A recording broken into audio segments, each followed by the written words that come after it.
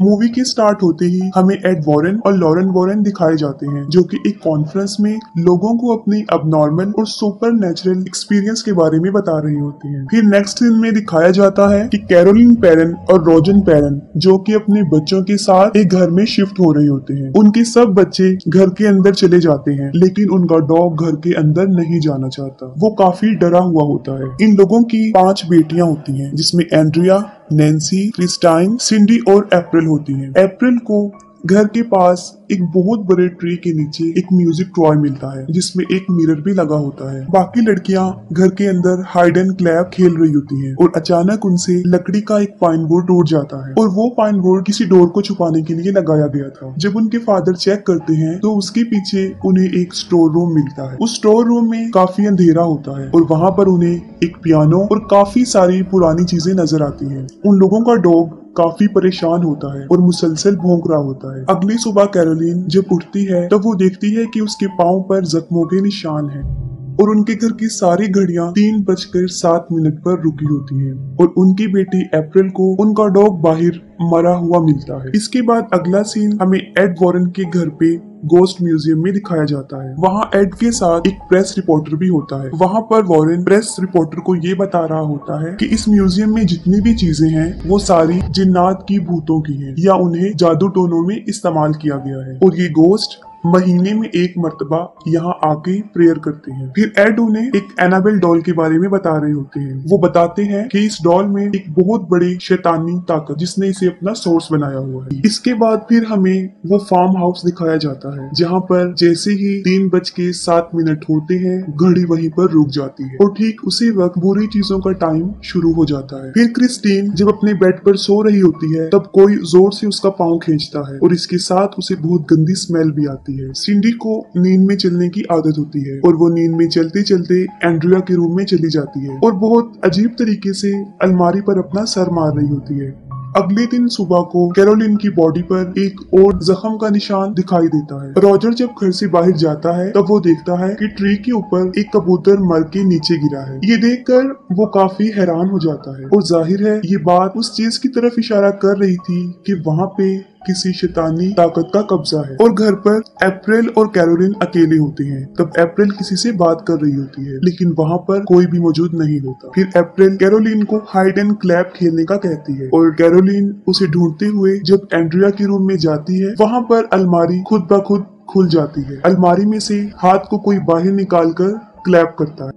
ये देखकर कैरोलिन काफी शॉक तो हो जाती है, लेकिन वो इस बात पर ज्यादा ध्यान नहीं देती। इसके बाद फिर क्रिस्टीन का सोते हुए कोई पाँव खींचता है और इस बार पहले से ज्यादा जोर से कोई उसका पाँव खींच देता है और वो काफी डर जाती है। फिर वो नोटिस करती है कि दरवाजे के पीछे कोई खड़ा हुआ है जो उसे कह रहा है कि वो उसे और उसकी पूरी फैमिली को खत्म कर देगा। उसके साथ नैन्सी भी वहाँ पर होती है, लेकिन उसे कुछ भी नजर नहीं आता, लेकिन काफी बुरी स्मेल आ रही होती है। फिर सुबह क्रिस्टीन ये सब कुछ रॉजर और अपनी पूरी फैमिली को भी बताती है।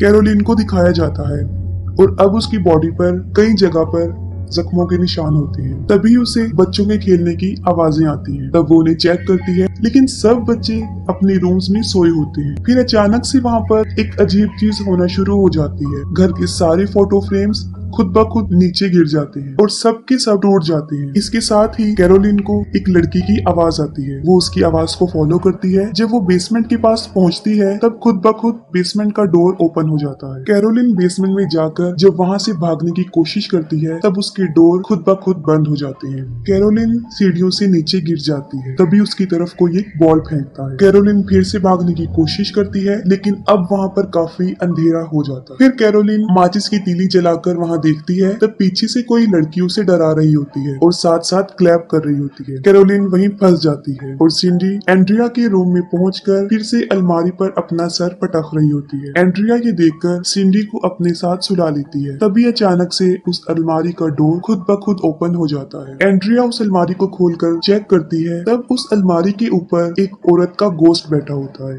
जो उस पर अटैक कर देता है। फौरन रोजर वहाँ पर पहुंच जाता है। तब वो सुनता है कि हर तरफ से किसी के चीखने चिल्लाने की आवाजें आ रही हैं। सबसे पहले वो बेसमेंट का दरवाजा खोलता है और कैरोलिन को वहाँ से निकालता है। वो दोनों बेसमेंट से बाहर आके ऊपर जाते हैं और अपने सब बच्चों को एक जगह इकट्ठा कर लेते हैं। अब वो काफी डर चुके होते हैं। फिर नेक्स्ट सीन में एक यूनिवर्सिटी दिखाई जाती है जहाँ पर एड वॉरेन सुपर नेचुरल चीजों के बारे में लेक्चर दे रहे होते हैं और उन्हीं ऑडियंस में कैरोलिन भी सुन रही होती है।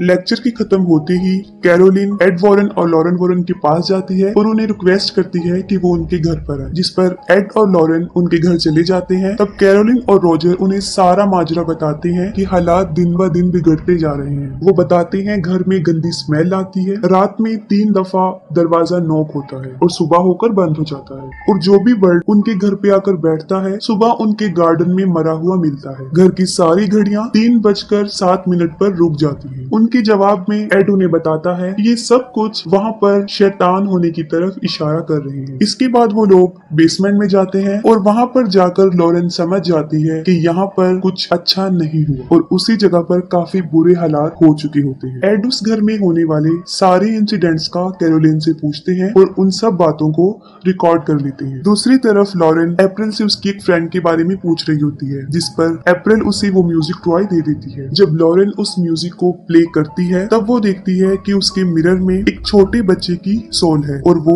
उसी बच्ची रोरे की होती है, जिसके बारे में अभी वो अप्रैल से पूछ चुकी होती है। वो लोग फिर उस दरख्त की तरफ जाते हैं जहाँ पर उन्हें ये म्यूजिक टॉय मिला था। तभी लॉरेन वहाँ पर उस गोस्ट को देखती है जो इस फैमिली को परेशान कर रहा था। फिर लॉरेन कैरोलिन और रोजर को ये बताती है कि इस घर में एक बहुत बड़े शैतान का कब्जा है और जब वो यहाँ पर आई थी तभी उसने उनको देख लिया था और ये एक काले शैतान की रूह है जो बड़ी ताकतवर है। वो उन्हें बताती है कि उसने कैरोलिन, रोजर और उनके बच्चों के पीछे भी इसके साई को देखा था। उस गोस्ट की परछाई उनके साथ है और वो ही उन्हें परेशान कर रही है और यहाँ तक वो उनके पीछे लग गई हैं कि अगर वो ये घर छोड़कर यहाँ से चले भी जाएं तब भी वो इनका पीछा नहीं छोड़ेगी। तब एड उन्हें बताते हैं कि उन्हें यहाँ पर एक्सॉर्सिज्म करना है, जिसके लिए उन्हें चर्च से इजाजत लेनी पड़ेगी, जिसके लिए पहले तो उन लोगों ने चर्च वालों को सबूत देना है, तभी वो लोग इन्हें अलाउ करेंगे। लॉरेन उन्हें बताती है कि यहाँ पर बहुत सारे असेब हैं और सबसे बुरा एक साया है जिसके दिल में शदीद नफरत भरी हुई है। और रात को एड जब उस रिकॉर्डर को प्ले करता है तब उसे सिर्फ अपनी आवाज आती है, उसमें कैरोलिन और रोजर की कोई रिकॉर्डिंग प्ले नहीं होती। और लॉरेन एड को इस जगह की हिस्ट्री के बारे में बताती है कि एक आदमी ने यहाँ पर एक फार्म हाउस बनाया था। उस आदमी ने एक औरत के साथ शादी की थी जो काले जादू पर बहुत यकीन करती थी, यहाँ तक कि वो खुद भी काला जादू करती थी और वो शैतान को मानने वाली थी। उस औरत का नाम बादशिबा था और बादशिबा ने अपने 7 दिन के बच्चे को जलाकर उसकी कुर्बानी दे दी थी। और जब ऐसा करता उसके हस्बैंड ने उसे देख लिया था तब वो भागकर बाहर आई और एक दरख्त पे चढ़ के उसने सुसाइड कर ली और खुद को फांसी दे दी। इस इंसिडेंट के बाद उस घर में कई ज्यादा डेथ्स हुई, जैसे रोरी नाम का एक बच्चा गुम हो गया था और उसके गम में उसकी माँ ने उसी घर के स्टोर रूम में सुसाइड कर ली थी। इसके अलावा उस घर की एक नेबर ने भी वहाँ पर सुसाइड की और एक बच्चे की वहाँ पर मौजूद एक तालाब डूबने से मौत हो गई थी। वो लोग जब ये बातें कर रहे होते हैं तब अचानक से प्लेयर खुद ब खुद प्ले हो जाता है और अब एड की आवाज के साथ एक गोस्ट की आवाज भी आती है जो कि काफी खौफनाक थी और उस वक्त टाइम भी 3:07 हो रहे होते हैं। अगले दिन एड और लॉरेन रॉजर के घर पे जाते हैं और सारे सबूत इकट्ठे करते हैं ताकि वो चर्च को दिखा सके। इस काम को करने के लिए एक पुलिस ऑफिसर उनकी मदद करता है और उसके साथ एक लड़का ब्रैड भी। वो लोग इस घर के चारों तरफ कैमरास और वॉइस रिकॉर्डर लगा देते हैं और अंदर लॉरेन, कैरोलिन और उसकी फैमिली की एक पिक्चर को देखती है और अपनी पावर से वो ये समझ जाती है कि ये मोमेंट जब उन्होंने ये पिक्चर कैप्चर की थी उनके लिए सबसे खास था। एड सारे रूम्स में हॉली वाटर को छिड़कता है ताकि अगर वहाँ पे कोई शैतानी पावर हो तो उन्हें इससे तकलीफ पहुंचे और उसकी हरकत से ये लोग उसे रिकॉर्ड कर सके। अचानक से बेसमेंट का डोर ओपन हो जाता है और एड और लॉरेन वहाँ पर चले जाते हैं, लेकिन वहाँ उन्हें कुछ नजर नहीं आता। लेकिन जब वो वहाँ से बाहर आने की कोशिश करते हैं तब डोर अपने आप बंद हो जाता है। उस रात वहाँ पर उन्हें कुछ भी सबूत नहीं मिलता, ना ही कुछ वहाँ होता है और अगली सुबह वो सब लोग खुशी खुशी ब्रेकफास्ट कर रहे होते हैं। एड कैरोलिन को कहता है कि तुम रेस्ट कर लो, मैं और लॉरेन सब संभाल लेंगे। फिर जब लॉरेन कपड़ों को सुखा रही होती है तब वो देखती है कि बादशिबा उस कपड़े की पीछे वाली साइड पर खड़ी है और अचानक से वो कपड़ा उड़कर कैरोलिन के बेडरूम की खिड़की पर जाकर चिपक जाता है और जैसे ही विंडो से कपड़ा हटता है लॉरेन को वहाँ पर बादशिबा की रूह नजर आती है। इससे पहले कि लॉरेन कैरोलिन के पास पहुँचती, बादशिबा उसको पोजेस कर लेती है और अब वहाँ पर पर शैतानी लम्हे शुरू हो जाते हैं और ये इविल सोल्स काफी भयानक होती हैं। सबसे पहले पुलिस ऑफिसर ब्रैड को एक लड़की की आवाज आती है और उसे फौरन उस नौकरानी जिसने सुसाइड की थी उसका गोश्त नजर आता है और वो पुलिस ऑफिसर को काफी डरा देती है। फिर नैन्सी नींद में चलते हुए एंड्रिया के रूम में चली जाती है। इसके साथ ही उस रूम का डोर लॉक हो जाता है। जब नैन्सी नींद में चल रही होती है तब सारे कैमरास उसकी फोटो कैप्चर कर लेते हैं, जिससे ये साफ जाहिर था कि वहाँ पर नैन्सी के अलावा भी कोई मौजूद है। और जब नैन्सी रूम में होती है तब उसे एक बच्चे की आवाज आती है जो उसे कह रहा होता है कि वो छुप जाए। सब लोग उसी रूम की तरफ भागते हैं लेकिन ना तो उन्हें वहाँ वो बच्चा नजर आता है और ना ही नैन्सी। एड उसे टॉर्च लाइट की मदद से ढूंढ रहा होता है। तब वो देखता है कि नैन्सी दो दीवारों के बीच एक खाली जगह है, वो वहाँ पर है। अप्रैल लॉरेन को बताती है कि जब भी रोरी डरा हुआ होता है वो उसी जगह पर जाकर छुपता है, जिस पर लॉरेन फौरन उस जगह पर पहुंच जाती है। वहाँ पर उसे बच्चे के टॉयज नजर आते हैं और म्यूजिक प्ले की जगह भी, और वहाँ पर उसे वो रस्सी भी मिल जाती है जिससे बादशिबा ने सुसाइड किया था। अचानक से वहाँ पर एक लकड़ी टूट जाती है और लॉरेन वहाँ से गिर जाती है और एक स्टोर रूम में आ जाती है। वहाँ पर लॉरेन उस म्यूजिक के गिलास में देखती है, तब उसे रोरी की मदर की सोल नजर आती है जो कि बुरी तरह रो रही होती है। रोरी की मदर का गोस्ट लॉरेन को कहता है कि उसने उससे ऐसा करवाया था और ये कहते ही वो वहाँ से गायब हो जाती है। और वहीं पर बादशिबा का गोस्ट भी होता है जो लॉरेन को काफी डरा देता है, और जब वो वहाँ से भागने लगती है तो वो उसके गले की चेन को खींचकर पीछे की तरफ लाती है। वो लॉकेट टूटकर वहाँ गिर जाता है जो उसे उसकी बेटी ने दिया था। लॉरेन की बेटी का नाम जूडी होता है जिसमें उसकी पिक्चर भी लगी होती है। लॉरेन भागकर बाहर आती है और वो सबको बताती है कि ये बुरी परछाइयां सिर्फ माँ पर ही हावी होती है और माँ के हाथों ही उसके बच्चे की जान ले लेती है। वो उन्हें बताती है कि अब वो कैरोलिन को पोजेस कर रही है और उसकी बॉडी पर जो जख्मों के निशान है इसकी भी ये गोस्ट ही वजह है। अचानक से सारे क्रॉस जमीन पर गिर जाते हैं और नैन्सी को कोई ताकत उसके बालों से पकड़ती है और उसे इधर उधर मारना शुरू कर देती है, लेकिन वो लोग नैन्सी को बचाने में कामयाब हो जाते हैं। वो लोग इस घर को छोड़ने का फैसला कर लेते हैं, जिस पर एड रॉजर को बताता है कि ये सब कुछ वो चर्च के सामने पेश करेंगे और फिर इस घर का एग्जोर्सिज्म करेंगे। इसी दौरान लॉरेन को अपनी बेटी जूडी की आवाज आती है और वो देखती है कि तालाब में उसकी डेड बॉडी है। ये देखकर लॉरेन काफी डर जाती है। वो अपनी बेटी के लिए काफी परेशान हो जाती है और एड को भी इस बारे में बताती है कि ये हमारे लिए भी एक इशारा है। अगले दिन लॉरेन और एड फादर को उस घर में होने वाले वाकयात के बारे में बताते हैं और सारे सबूत भी दिखाते हैं, और उनके पास वो पिक्चर भी होती है जब नैन्सी नींद में चल रही होती है और उस वक्त वहाँ पर नैन्सी के साथ रोरी की सॉल भी खड़ी होती है, जिसके लिए फादर उन्हें ये कहते हैं कि एग्जॉर्सिज्म के लिए उन लोगों को मजीद आगे से परमिशन लेनी होगी क्योंकि ये लोग कैथलिक नहीं है। फिर हमें लॉरेन एड की बेटी जोडी दिखाई जाती है और वो बादशिबा का गोस्ट उसके लॉकेट के जरिए उस बच्ची के पास पहुंच जाता है। तभी वो जूडी का पांव खींचती है जिससे वो जाग जाती है और काफी डर जाती है और अपने मदर और फादर को ढूंढते हुए अपने रूम से बाहर आ जाती है। और यहाँ पर हम ये भी देखते हैं कि उनके उस गोस्ट म्यूजियम में वो अनाबेल डॉल नहीं है, जिससे जूडी काफी डर जाती है। और उसी वक्त वहाँ पर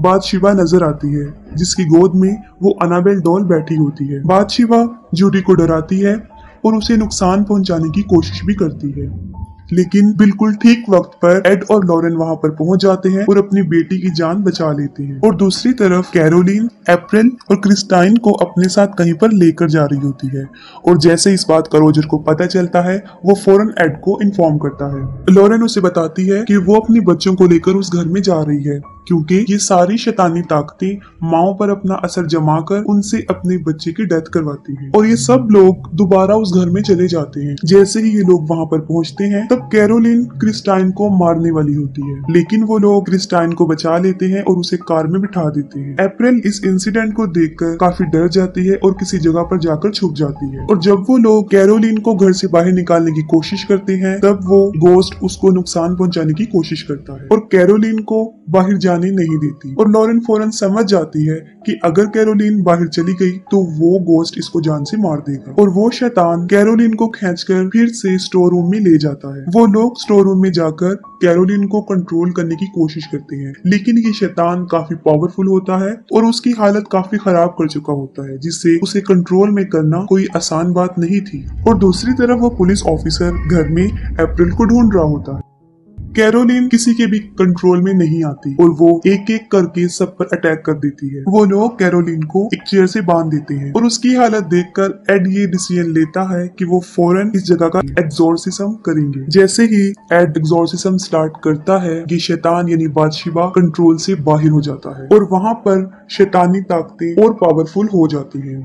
लेकिन एड नहीं रुकता और वो एग्जॉर्सिज्म के वर्ड्स को मुसलसल बोलता रहता है और फिर हमें एक अजीब मंजर दिखाया जाता है कि वो शैतान इस एग्जॉर्सिज्म को रोकने के लिए उस चेयर को हवा में उछाल देता है और साथ ही उस कुर्सी को नीचे गिरा कर उस कुर्सी को भी तोड़ देता है और इससे कैरोलिन की सारी रस्सियां खुल जाती हैं और वो एड को मुख्तलिफ तरीकों से मारने की कोशिश करती है और उसी दौरान थॉमस को भी अप्रैल मिल जाती है और जैसे ही कैरोलिन को पता चलता है कि अप्रैल कहाँ पर छुपी हुई है, वो उसे मारने के लिए उसकी तरफ बढ़ती है। लेकिन इससे पहले कि कैरोलिन उसे मारती, एड वहां पर पहुंचकर एग्जॉर्सिज्म कंप्लीट करता है और एड बादशिबा को कसम देता है जिससे वो मानती है कि वो वहां से वापस चली जाए। लेकिन अभी भी वो शैतान कैरोलिन पर हावी होता है और तब लॉरेन और रॉजर उसकी मदद करते हैं। वो लोग कैरोलिन को उसकी फैमिली और उसके बच्चों की यादों के सहारे उसे पावरफुल बनाते हैं ताकि वो इस गोस्ट का मुकाबला करे और एट लास्ट कैरोलिन की फैमिली और उसके बच्चों का प्यार उसके लिए जीत जाता है और वो शैतानी गोस्ट कैरोलिन को मजबूरन छोड़कर वहां से चला जाता है और कैरोलिन भी अपनी नॉर्मल हालत में वापिस आ जाती है। वो लोग फिर से अपनी जिंदगी हंसी खुशी गुजारने लगते हैं